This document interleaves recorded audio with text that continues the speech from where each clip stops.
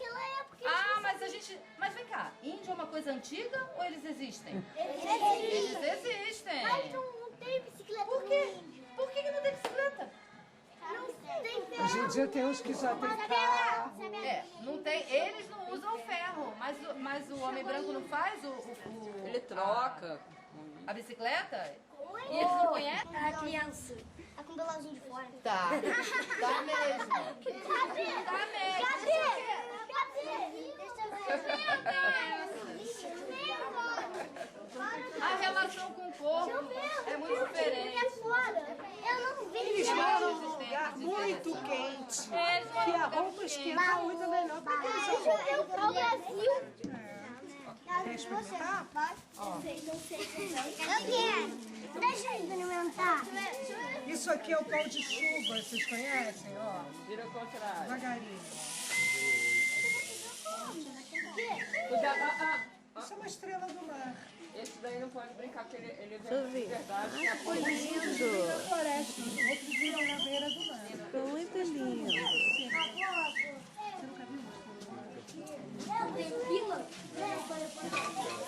Olha só, vocês podem mexer.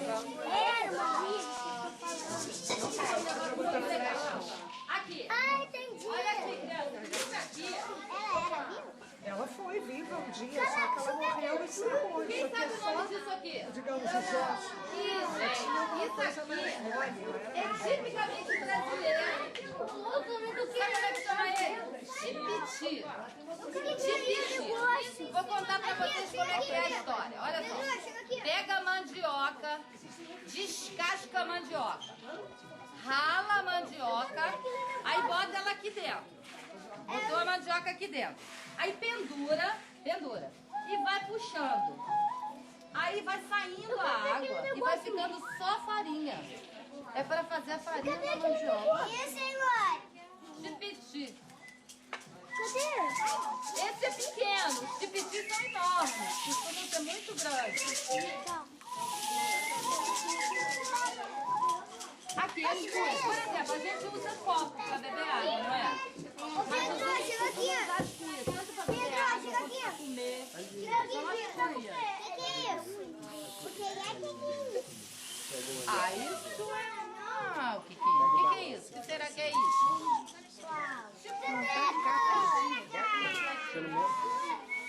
Ó, aqui tem um chocolate.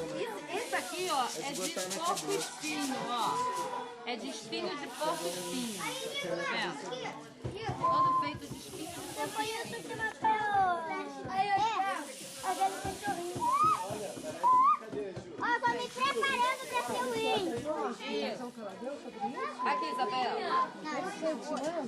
Aí dá pra você botar nele? Agora eu tenho que... Vai botar. Vai dar sozinha. Aí eu não... Agora eu quero sentar. Ai, pega primeiro.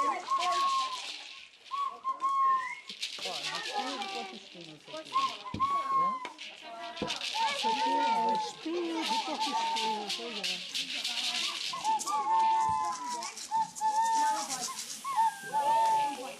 E essa caixinha aqui, gente? Essa caixinha é feita de palha. Eu já vi. É uma dobradura de palha para guardar coisinhas, guardar sementes. Ah, isso mesmo. Como é o nome do pássaro? Vou ver quem lembra o nome. É gavião. Não. É o sabiá. Não. É o jabuti. Nossa, ninguém lembra. Tanga. Então,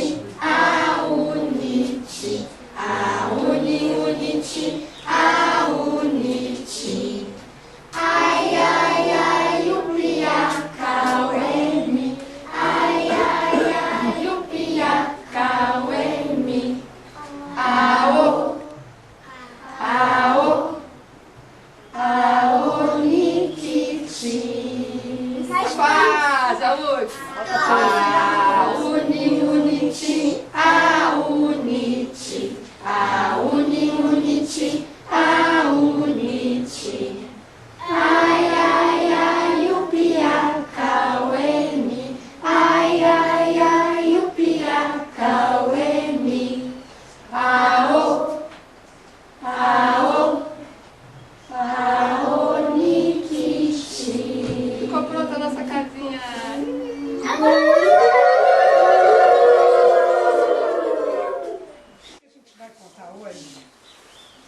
É uma história contada por um grupo indígena chamado Runicui. Ah, o Viado também. Você viu? Tinha ali Runicui? Os Runicui vivem lá no norte do Brasil, num lugar chamado Acre. Quem já escutou falar desse lugar? Eu. Já?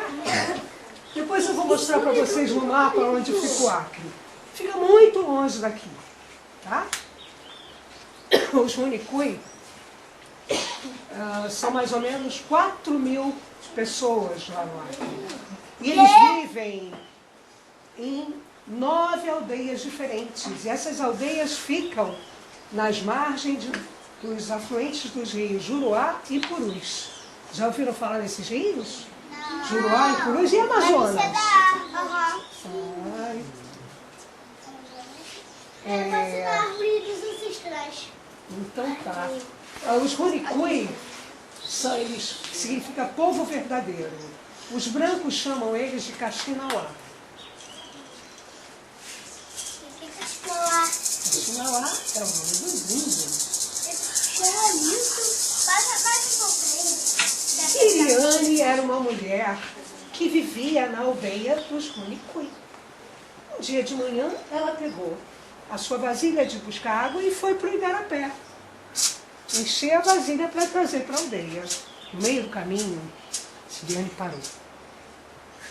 Parou e olhou. Ficou assim entre assustada e encantada com o que via. Gente, Siriane viu uma imensa tumuiã. É uma cobra. Tumuiã é a jiboia, a língua dos Runicui. A tumuiã ia de um lado ao outro do caminho, ocupava o caminho inteiro. Siriane não tinha nem como passar. Mas ela estava tão encantada com aquela tumuiã que ela ficou ali parada olhando. Pra sempre? Não, para sempre. Ficou olhando, porque Tumuiã tinha desenhos maravilhosos. Cada desenho, puxa, muito bonita. A cobra, de repente, se transformou num belo rapaz. E olhou para Siriane e disse assim: que tanto você olha para mim? Que tanto a admira?